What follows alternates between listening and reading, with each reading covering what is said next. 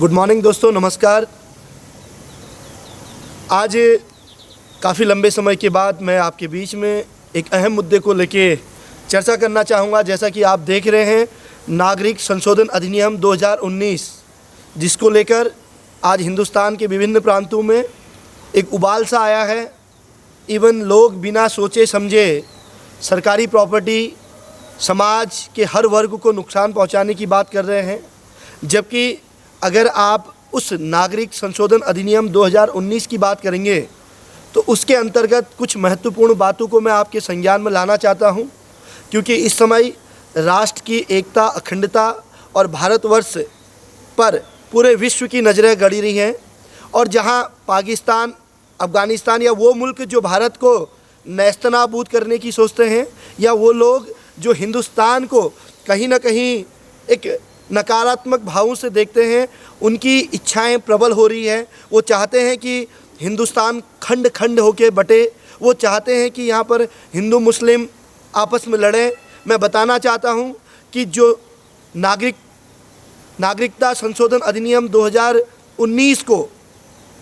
लाया गया है, उसके पीछे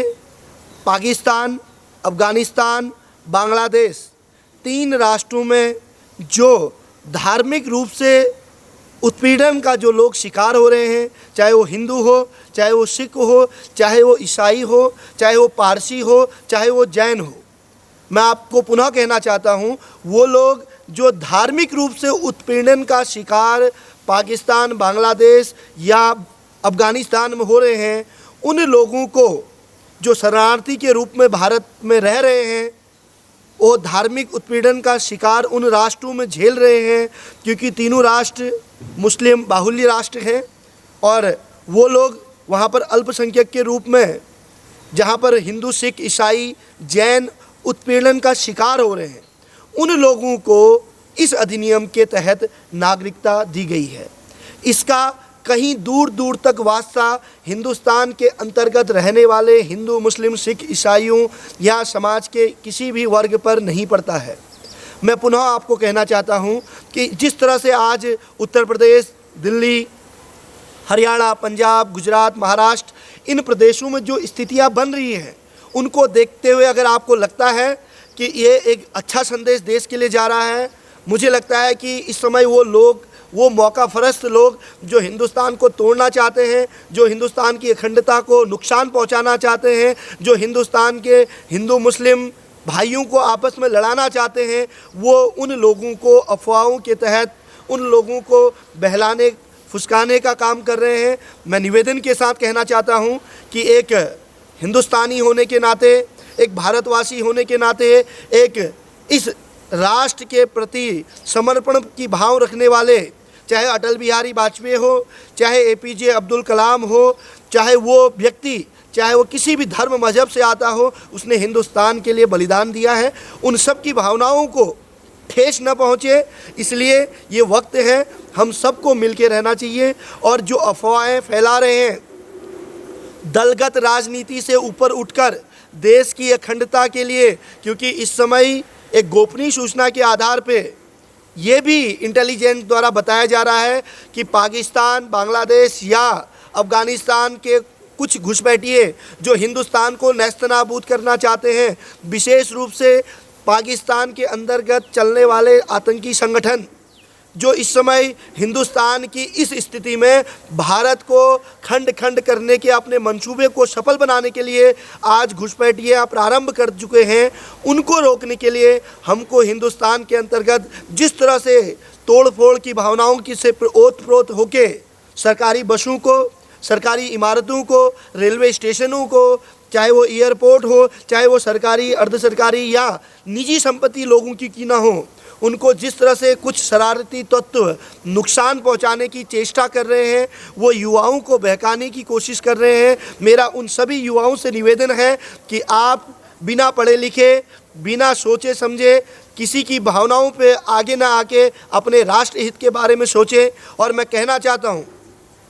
जो नेता कल तक अर्थव्यवस्था की बात करते थे, जो लोग कहते थे कि अर्थव्यवस्था बहुत नीचे जा रही है, जो लोग कहते थे कि करोड़ों का नुकसान हो रहा है, उन लोगों से भी मैं कहना चाहता हूं कि इस पूरे हफ्ते भर में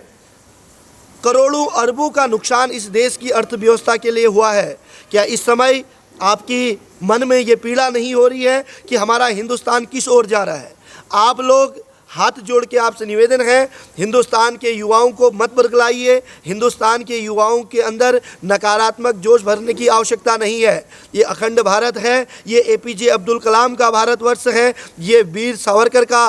भारत है, ये विवेकानंद का भारत है, ये भगत सिंह से लेके तमाम उन वीर शहीदों का भारतवर्ष है जिन्होंने अपना देश की रक्षा करने के लिए अपने आप को बलिदान कर दिया।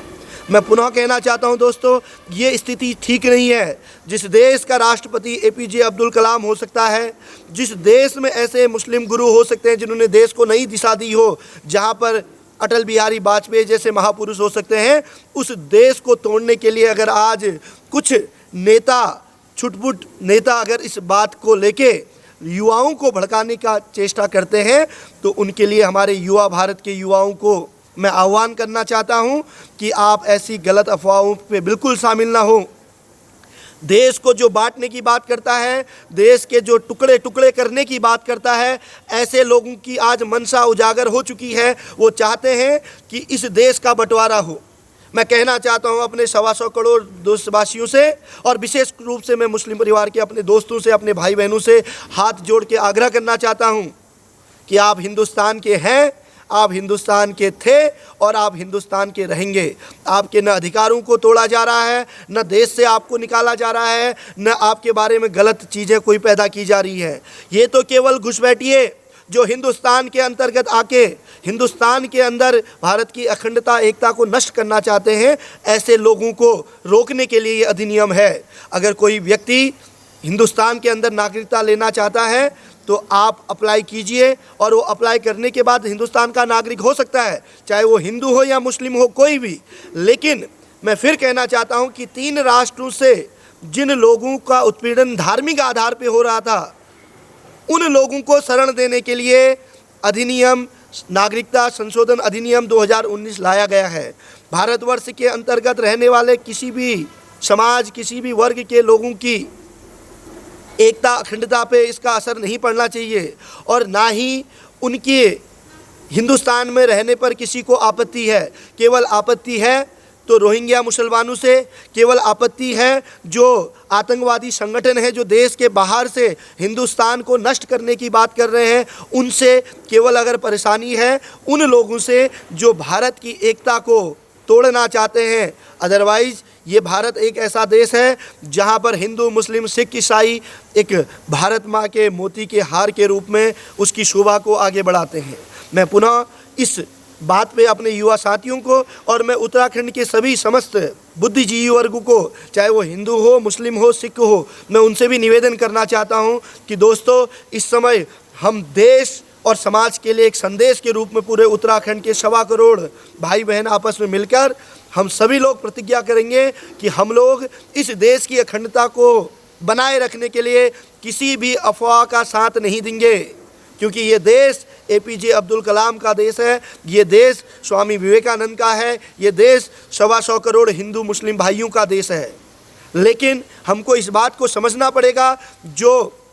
स्थिति धारा 370 को हटाने पे कश्मीर में नहीं हुई, वो आज स्थिति हिंदुस्तान के अलग अलग जगहों पे हो रही है। और इस समय पाकिस्तान के दिल में सुकून पहुंच रहा है। दोस्तों, पाकिस्तान चाहता है कि हिंदुस्तान आपस में लड़े और हमें मौका मिले, हिंदुस्तान की फ़ौज, पुलिस, सुरक्षा व्यवस्थाओं, इंटेलिजेंस का ध्यान बटे और वो घुसपैठिए हिंदुस्तान के अंदर जाएं, वो हिंदुस्तान को तबाह करें, वो कहीं तोड़ फोड़ कर रहे हैं। आप बताइए, जो सरकारी वाहनों को तोड़ा गया, जो सरकारी संपत्तियों को जलाया गया, जो निजी संपत्तियों को जलाया गया, जिस तरह से कल कुछ पुलिस वाले एक दुकान में छिप रहे थे और कुछ युवा साथी उन पर लगातार पत्थर मार रहे थे, उन पत्थर दिल इंसानों से मैं कहना चाहता हूं कि क्या वो पुलिस वाला हिंदुस्तान का नहीं था? क्या वो व्यक्ति विशेष कल जिनको लगातार प्रहार किया जा रहा था वो हिंदुस्तान के नहीं थे? या वो लोग हैं जो भारत के विश्वविद्यालयों में पढ़ते हैं, जो भारत के यूनिवर्सिटीज़ में पढ़ते हैं और भारत के लिए नारे लगाते हैं कि इंशाअल्लाह हिंदुस्तान तेरे टुकड़े टुकड़े करेंगे। ऐसे लोग जो हिंदुस्तान के टुकड़े करने की बात करते हैं, ऐसे लोग जो हिंदुस्तान के युवा वर्ग को भड़काने की बात करते हैं, मैं उनको भी आगाह करना चाहता हूं कि ये हिंदुस्तान वीर शहीदों का हिंदुस्तान है। ये आपके भड़काव में आने से इसको कोई फ़र्क नहीं पड़ेगा। और मैं निवेदन करना चाहता हूँ इस समय, चाहे वो भारतीय जनता पार्टी के लोग हो या कांग्रेस पार्टी के लोग हो या चाहे किसी भी पार्टी के वर्ग के लोग हों, आपसे मेरा विशेष निवेदन है कि आप इस समय इस देश की अखंडता के लिए इन अफवाहों पे ध्यान न दें, क्योंकि भारत का संविधान सर्वोपरि है और हम हिंदुस्तान में रहने वाले 125 करोड़ लोग हिंदुस्तान के साथ खड़े रहे। जिन लोगों को मौका मिल रहा है हिंदुस्तान को बर्बाद करने का, उन लोगों से सावधान रहे। और मैं एक बार अपने सभी युवा साथियों से जो कॉलेजों में पढ़ रहे हैं उनसे भी कहना चाहता हूं कि नागरिक संशोधन अधिनियम 2019 केवल 3 देशों के अल्पसंख्यक लोग जो धार्मिक रूप से उत्पीड़ित हो रहे थे उनको भारत के अंदर नागरिकता देने का काम कर रहा है। इससे हिंदुस्तान के अंदर रहने वाले 25 करोड़ मुसलमानों पे कोई असर नहीं पड़ेगा। इससे हिंदुस्तान के अंदर रहने वाले 125 करोड़ लोगों पे असर नहीं पड़ेगा। इससे हिंदुस्तान के वर्ग अंतर्गत किसी भी वर्ग संप्रदाय के अंतर्गत किसी प्रकार का भेदभाव नहीं किया जाएगा। ये केवल उन लोगों के लिए है जो धार्मिक रूप से उत्पीड़ित हैं, हिंदुस्तान के बाहर 3 राष्ट्रों में रह रहे हैं और कई वर्षों से हिंदुस्तान के अंदर शरण लेने की कोशिश कर रहे हैं या कुछ लोग शरण ले चुके हैं। और देवभूमि उत्तराखंड के लोगों से भी अपील है कि यहाँ शिक्षा देवभूमि अपने आप में शिक्षा, संस्कृति और सभ्यता, एकता, अखंडता के लिए माना जाता है। मैं सभी कॉलेज एसोसिएशन के माध्यम से अपने उच्च शिक्षा कल्याण परिषद के अंतर्गत समस्त उत्तराखंड के 300 से अधिक महाविद्यालयों के छात्र छात्राओं को भी आह्वान करना चाहूँगा कि आप इसको पढ़ें, इसको समझें। किसी प्रकार के आंदोलन में जाने की आवश्यकता नहीं है, किसी प्रकार के तोड़फोड़ करने की आवश्यकता नहीं है। इस समय हमें अपने देश के साथ खड़ा होना है, इस समय हमें हिंदुस्तान के साथ खड़ा होना है, इस समय हमें दलगत राजनीति से ऊपर उठ के भारत की अखंडता के लिए खड़ा होना है। और मैं कहना चाहता हूं उन नेताओं से, इस समय आप आर्थिक मंदी की बात कर रहे थे, आज आर्थिक मंदी 1 हफ्ते से जिस तरह से उसके ऊपर कटाक्ष किया जा रहा है, उसके लिए वो नेता भी जिम्मेदार हैं जिन्होंने युवाओं को भड़काने का काम किया है। इस समय कोई भी आंदोलन है उसको स्थगित कीजिए, क्योंकि आप जरूरी नहीं है कि नागरिकता संशोधन अधिनियम के लिए ही आप रोडों पे हैं। हो सकता है कोई रोजगार के लिए हो सकता है कोई अपनी अन्य बातों के लिए हो, कोई अन्य समस्याओं के लिए हो, लेकिन पूरे देश के बाहर एक ही संदेश जा रहा है कि हिंदुस्तान टूटने की कगार में है।